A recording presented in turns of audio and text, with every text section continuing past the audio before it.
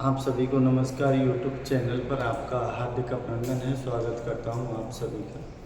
देखिए, आज मैं किसी कोई टॉपिक पर बात नहीं करने वाला हूं। टॉपिक है आपके जो बीए थर्ड ईयर का जो 6 सेमेस्टर हिंदी साहित्य का पेपर हुआ है, जो अभी लगा है आपका, उसके ऊपर आपको जो क्वेश्चन आए उनके विषय में, उनका जो क्या आंसर आपने क्या लिखा है ये आपको पता, लेकिन थोड़ी इतना बढ़िया पेपर, इतना सीधा पेपर आया था जो मैंने, अगर आपने वीडियो देखी होंगी लगातार तो फिर आपको कहीं कोई दिक्कत नहीं आई होगी। लेकिन फिर भी बच्चे, बहुत सारे बच्चों से मैंने पूछा,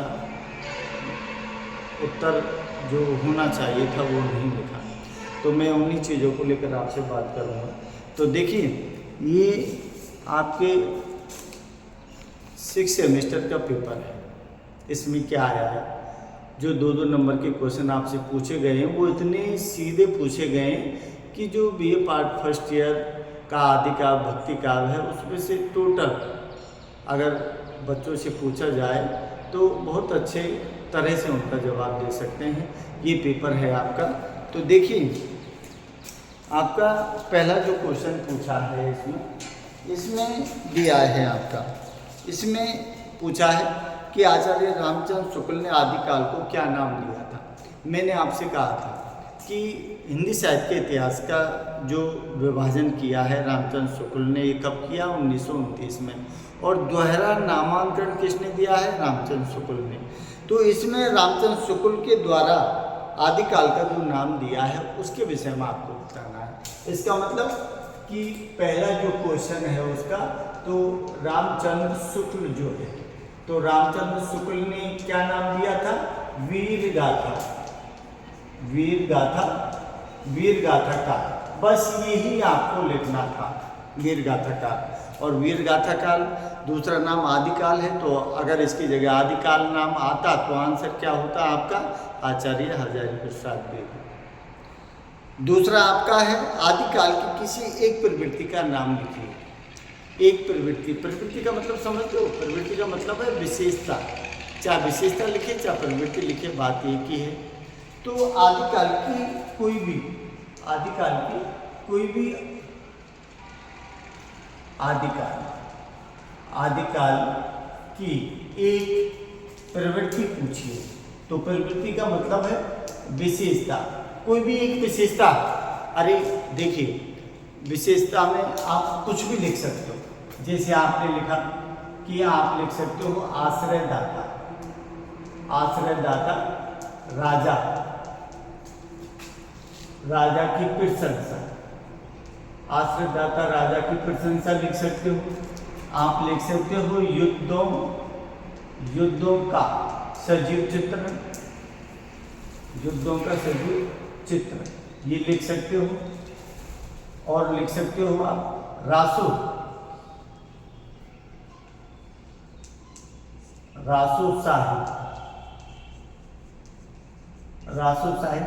आप लिख सकते हो क्या? डिंगल पिंडल, डिंगल पिंडल। भाषा का प्रयोग, ऐतिहासिकता का अभाव मिला है, देशभक्ति और या कहें कि प्रेम भावना का भी अभाव मिला है। कोई भी एक प्रवृत्ति का उत्तर देना है आपको। बस आपसे एक प्रवृत्ति पूछी है। हिंदी 2 रासो काव्य ग्रंथों के नाम पूछें। दो रासो, 2 रासो काव्य पूछे हैं आपसे। तो 2 रासो काव्यों में आप कोई भी नाम लिख दो। जैसे आपने लिख दिया खुमान रासो, खुमान रासो। आपने लिख दिया हमीर रासो, समझ रहे हो? और भी जैसे पृथ्वीराज रासो, विजयपाल रासो, समझ रहे हो आप? बीसलदेव रासो। अरे कोई भी रासो ग्रंथ जो हैं, जो साहित्य लिखे गए हैं, उनमें से किसी एक का, 2 का नाम पूछा है आपसे। कबीरदास की रचनाओं का संग्रह, कबीरदास, कबीरदास की रचनाओं, रचनाओं का संग्रह, कबीरदास की रचनाओं का संग्रह का क्या नाम था? बीजक। बीजक ये किसने संपादित की थी? धर्मदास। धर्मदास जो कौन थे? जो कबीरदास के शिष्य थे, धर्मदास। इसमें 3 चीजें हैं। क्या थी इसमें? 3 चीजें, साखी, शबद और क्या थी? ग्रामीण। ये 3 चीजें थी इसमें। तो इन 3 चीजों को मिलकर ये रचनाओं लिखा है, बहुवचन है, तो 3 चीजें इसमें। संग्रह का नाम बीजक है, जो धर्मदास द्वारा संपादित किया गया था। अब देखिए अगला जो क्वेश्चन है आपका, वो क्या दिया है? अगला क्वेश्चन आपका दिया है मीरा की भक्ति। अगला क्वेश्चन कौन सा है? मीरा की भक्ति। मीरा की भक्ति किस प्रकार की? तो मीरा की भक्ति कैसी थी? अरे मीरा की भक्ति आप देखिए, आप कैसी भी लिखते थे। माधुर्य भाव की थी, प्रेमा भक्ति थी, प्रेमा, और सगुण साकार की भक्ति थी। इनमें से कोई भी आपको नाम लिख देते आप। उसके बाद सूरदास की रचनाओं का नाम लिखा है। सूरदास। तो सूरदास की रचना सूरदास की, जिसमें आपको सूर साहित्य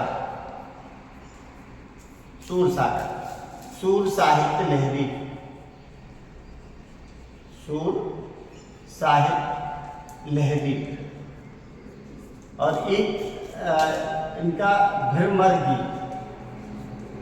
गीत भी इनके द्वारा। तो इनमें से कोई भी सूर साहित्य लहरी, भ्रमर गीत, आप कोई भी आप लिख देते, समझ लो, लिखा है। इसके बाद रीतिकाल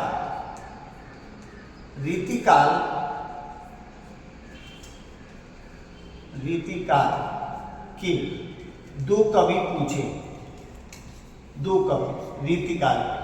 तो देखिए रीतिकाल के 2 कवि, रीतिकाल का जो वर्गीकरण हुआ है, या कहें कि अपन विभिन्न काव्य धाराएं बटी, तो रीतिबद्ध, रीतिसिद्ध और रीतिमुक्त, तो तीनों काव्य धाराओं के कोई भी कवियों का नाम आपको लिख देते। इनमें देखो, रीतिबद्ध धारा में केशव दास आता है, देव आता है, भूषण आता है, पद्माकर आता है, चिंतामणि त्रिपाठी आता है, भिखारी दास आता है, और रीति सिद्ध का बिहारी है, और रीति मुक्त का घनानंद है, बोधा है, आलम ठाकुर, इनमें से किसी का भी 2 कवि हैं।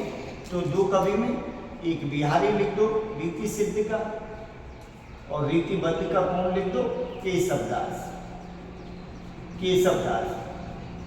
ये आपके। अब रीतिकाल का जो वर्गीकरण पूछा है, रीतिकाल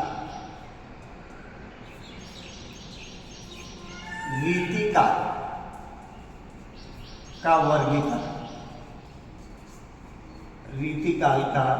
वर्गीकरण। अब देखिए इसमें थोड़ा सा यहाँ कंफ्यूज होने वाली बात है। वर्गीकरण नाम का किया है या फिर विभिन्न धाराओं का किया है? अगर नाम की बात है तो यहाँ थोड़ा सा वर्गीकरण कंफ्यूज किया गया है।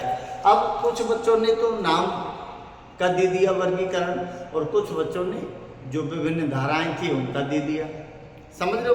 लेकिन ज़्यादातर जो वर्गीकरण है उसमें नाम और धाराएं दोनों आप लिख सकते हो, कोई दिक्कत नहीं है। तो यहाँ वर्गीकरण आप जैसे देखिए, नामकरण का बात आती है तो फिर आप लिख सकते थे श्रृंगार का, क्या दिया है? अलंकृत का, और क्या है? कला का।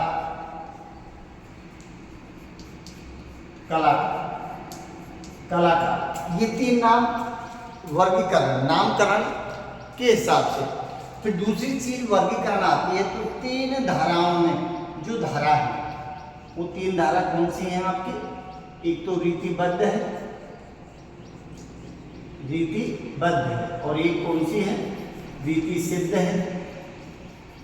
और एक कौन सी है? रीति मुक्त है। रीति मुक्त है। ये तीनों का नाम आप लिख सकते हो। तो फिर रीतिकाल का वर्गीकरण भी आपका कंप्लीट है, समझो। तो ये आपके 8 क्वेश्चन हो गए, 2 क्वेश्चन और शेष हैं आपके, तो इनको आप आराम से लिख सकते थे। अब ये पता नहीं आपने क्या लिखा है क्या नहीं लिखा ना, लेकिन जो पेपर आया था उसको मैं सॉल्व करके आपको बता रहा हूँ। तो देखिए अब 2 आपके रह गए, तो यहाँ ऊपर से आपको मिटा देता हूँ।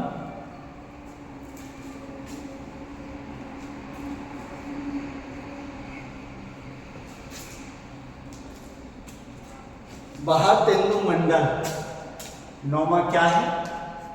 बहातेंदु, बहातेंदु मंडल। मंडल के क्या दिया है? 2 कवियों के नाम, 2 कवियों के नाम पूछा है। तो 2 कवियों में आप एक तो उन्हीं का लिख देते, भारतेंदु हरिश्चंद्र का, ठीक है। भारतेंदु हरिश्चंद्र, इन्हीं का लिख देते आप। और एक प्रताप नारायण मिश्र है, प्रताप नारायण मिश्र। बालकृष्ण भट्ट है, बालकृष्ण भट्ट है। और कौन है? और बद्री नारायण, बद्री नारायण चौधरी है। और कौन है? ठाकुर जगमोहन सिंह, ठाकुर जगमोहन सिंह। इन नामों में से कोई भी 2 नाम आपको लिख देते आप। भारतेंदु हरिश्चंद्र है, प्रताप नारायण मिश्र है, बालकृष्ण भट्ट है, बद्रीनाथ चौधरी है, हैं, और ठाकुर जगमोहन सिंह। इनमें से 2 किसी का भी नाम आप लिख सकते थे। और 10वां क्वेश्चन है आपका, ये दिया है प्रेमचंद के किसी एक उपन्यास का नाम। प्रेमचंद, प्रेमचंद की किसी एक उपन्यास का नाम पूछा है। अरे भाई, मुंशी प्रेमचंद तो उपन्यास का सम्राट कहा जाता है। मुंशी प्रेमचंद उपन्यास के क्या कहा जाता है? सम्राट। कम से कम 1.5 दर्जन उपन्यास लिखे हैं, तो उनमें से कोई भी उपन्यास जो आता आपको, जिसमें देखिए गोदान उनका सर्वश्रेष्ठ उपन्यास है, रंगभूमि है, कर्मभूमि है, रंगभूमि है, कर्मभूमि है, और सेवाश्रम है, सेवाश्रम है, निर्मला है, गबन है। तो कोई भी उपन्यास, आपको एक उपन्यास का नाम लेना है, तो कोई ज़्यादा कठिन बात नहीं थी। तो अब आपने क्या किया है, तो थोड़ा सा देख लेना आप कितने पानी में हो, क्योंकि इन सारी चीज़ों को देखिए गहन अध्ययन की ज़रूरत पड़ती है, थोड़ी सी गहराई से पढ़ने की ज़रूरत पड़ती है, जब जाके आप छोटे आंसरों को उत्तर दे सकते हो। जो छोटे आंसर थे वो मैंने आपको बताए हैं। अब आपका निरीक्षण आप खुद कर लीजिएगा। बाकी और जो प्रश्न हैं उनको मैं अगले वीडियो में आपको बता दूंगा। नमस्कार।